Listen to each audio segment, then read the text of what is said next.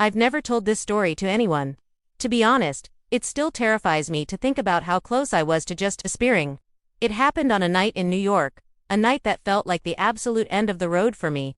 I was standing on a bridge, the wind biting at my skin, telling myself I just needed some fresh air. I kept repeating it like a mantra. I'm just getting air. I'm not really thinking about anything dangerous, but my mind was a storm. And I felt so incredibly small against the vast, indifferent city skyline. And then, in that fragile moment, my hand slipped. My phone, my last little connection to the world, tumbled out of my grasp and clattered onto the walkway. Before I could even process what had happened, a hand reached down, picked it up, and offered it back to me. He was just a stranger. A man who introduced himself as Mike.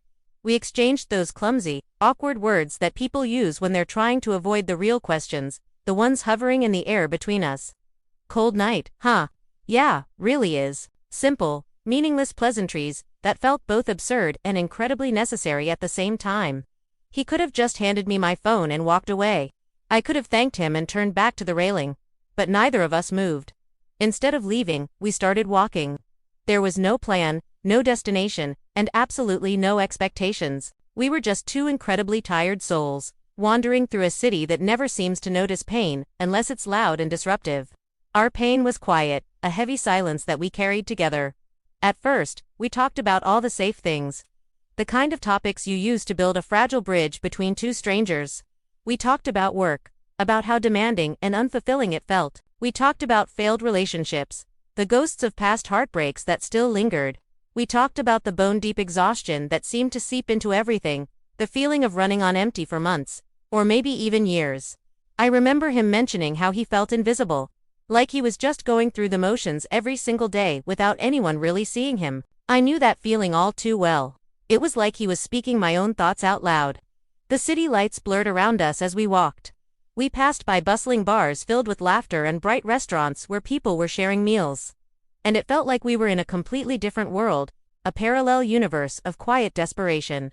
But walking next to him, I didn't feel as isolated. The crushing weight on my chest seemed to lighten, just a fraction, with every step we took together.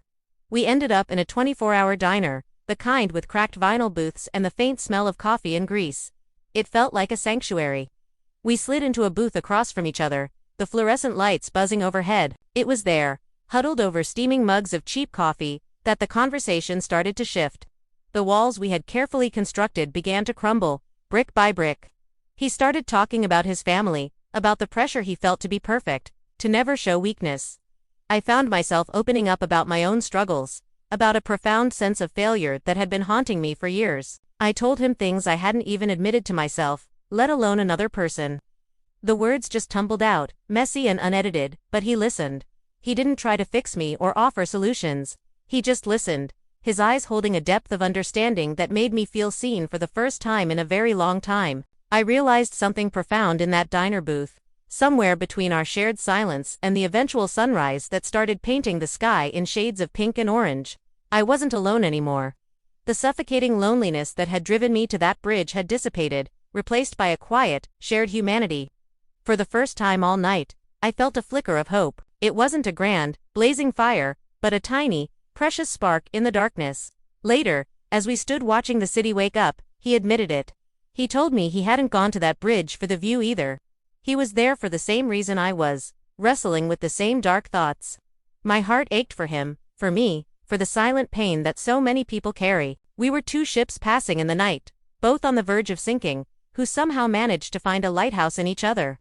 We didn't save each other that night, not in the dramatic, movie-like sense. There were no grand declarations, no promises of a future together, no heroic rescues. He didn't pull me back from the ledge, and I didn't talk him down. We didn't fix each other's problems. Our lives were still just as complicated the next morning. All we did was stay. We chose to stay and walk. We chose to stay and talk. We chose to stay and see the sunrise. And in that shared act of staying, we gave each other the most valuable gift of all, another day. Sometimes, I think the bravest thing you can do isn't fighting a battle or climbing a mountain.